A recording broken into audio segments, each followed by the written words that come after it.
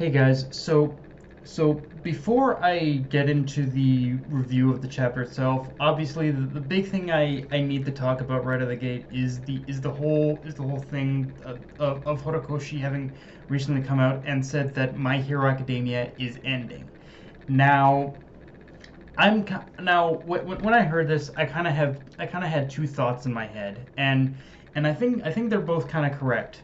One one is that one of the more obvious things is that honestly, if I've learned anything anything on this channel from reviewing anime and manga is that when a pretty much when a manga author ever always says that their series is ending, it isn't too alarming to me because I pretty much know that whenever a manga author says that, it usually doesn't mean that the series is going to end immediately, like in 10 to 20 chapters. No, for me, what I've come to realize is that when a manga author says that, it usually means it's probably going to end in 100 chapters or something. Like it's never going to end as soon as we think. Like there's going to be a little bit of a gap there's going to be a little bit of gap in time, even before the series ends, and usually, like I said, it usually happens at 100 chapters minimum, from before the series ends. So yeah, I think we still have a little bit of story to cover, even before it ends. But even before that, even outside of that, though, just kind of based on Horikoshi's press release as well. I think what's going to happen here is that obviously, as many others have pointed out, to myself included, I think we can all agree there is a lot more story to tell. So I think what's happening is that after My Hero Academia ends, I think Horikoshi is going to take a bit of a break, and then pretty much return with a pretty much a pretty much continuation to the academia portion. Like it's going like something that's another like My Hero another My Hero series, but one that strays away from the academia portion now, which it would feel like the most plausible progression after My Hero Academia, because at this point I don't think the kids are going to be I don't think our main like group of heroes, class 1A, is or any of the students really are going to be in class that much longer. So yeah, I think more plausible is that even after My Hero Academia ends, Horikoshi is going to take a bit of a break, and then return with a continuation to My Hero Academia, honestly. Because yeah, as people point out, there's way too much story to tell, so there's no way that it's just going to end like this. Like there's still a lot. I think he's planning to cover. Just he's taking a break, I think, after this. Um, okay, but now that I've covered that, yeah, let's talk about the chapter itself. And you looked like you needed saving. A simple sentence, but one that summed up the most important thing about Izuku's character up to this point. He hasn't changed. And I know that sounds like a bad thing, but up to this point, you have to know Izuku has faced one relentless obstacle after another, as well as so many villains who should have emotionally broken him by now. But Izuku hasn't been deterred. You can break him until he's bloody on the floor, but all he'll care about in the end is saving people who need it. And despite them being enemies during this whole experience, the moment he basically saw All for One consume Shigaraki was the moment that Izuku knew he had to save this person.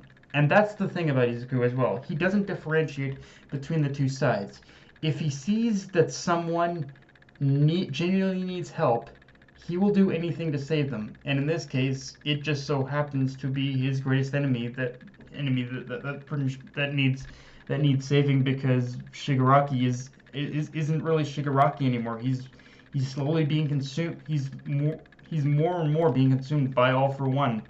And I know most are more than likely gonna jump on the Spinner hate train and saying it's his fault, saying that it's his fault,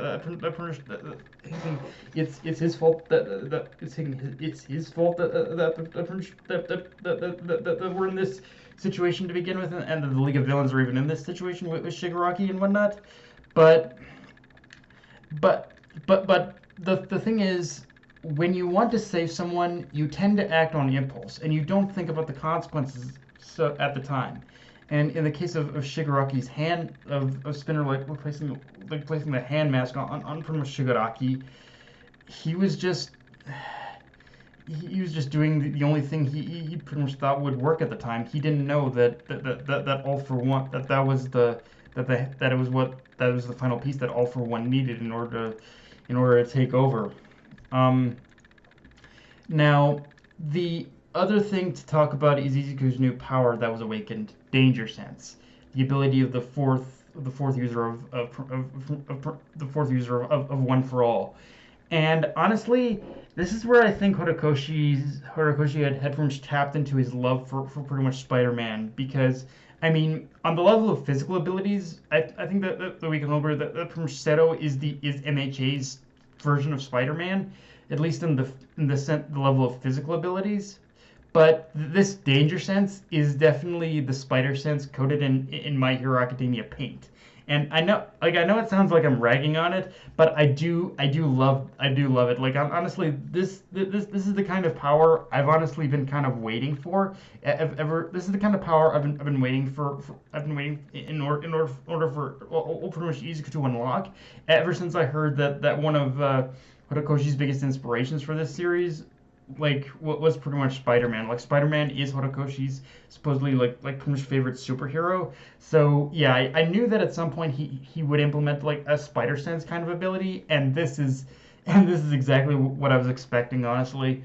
It would have, and to me, if there were if there were any abilities I feel Izuku needed throughout this whole series, it would have been this one, because if you really look back on Izuku's whole tenure as a hero student, as a hero in general up to this point, he could have avoided so many intense scrapes if he had this power before. But it's one of those things where even though we wanted him to have this power to begin with, it's understandable as to why he didn't have it then.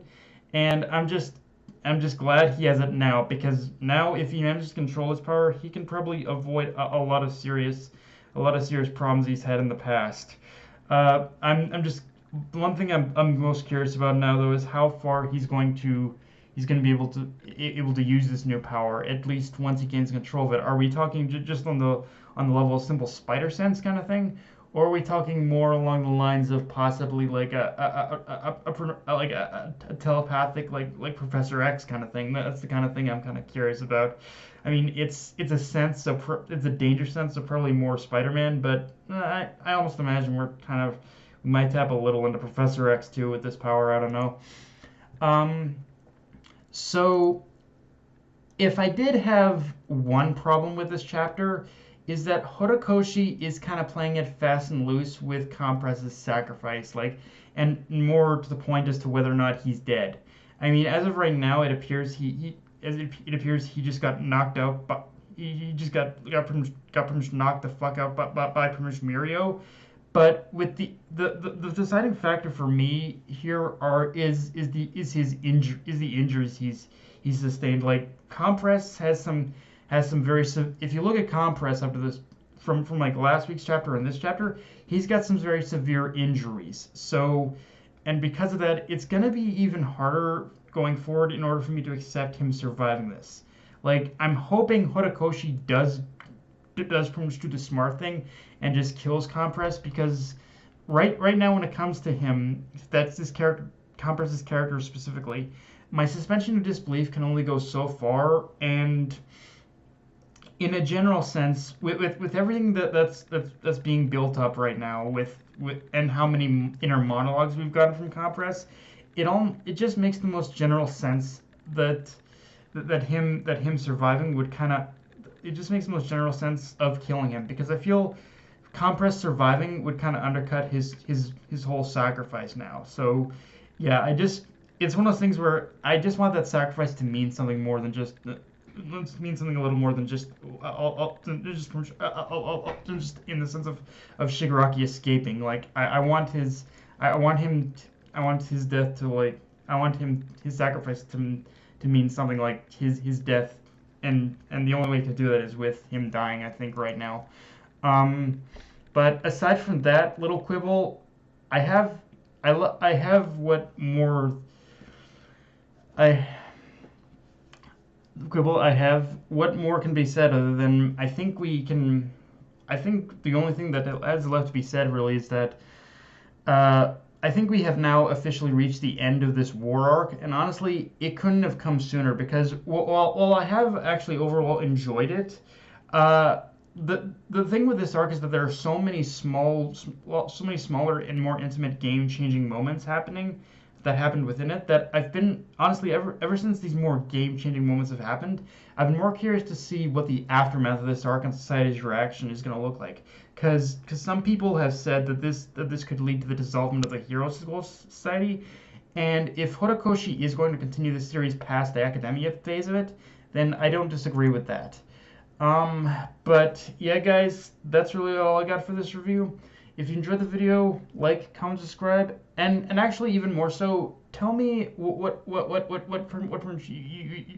you guys think about the whole about Horikoshi, about My Hero Academia possibly ending. Do you think it's just the end of the academia phase? Do you think it's the end of the whole series, or do you think we're or yeah, just tell me what you guys think. But yeah, guys, that's all I got.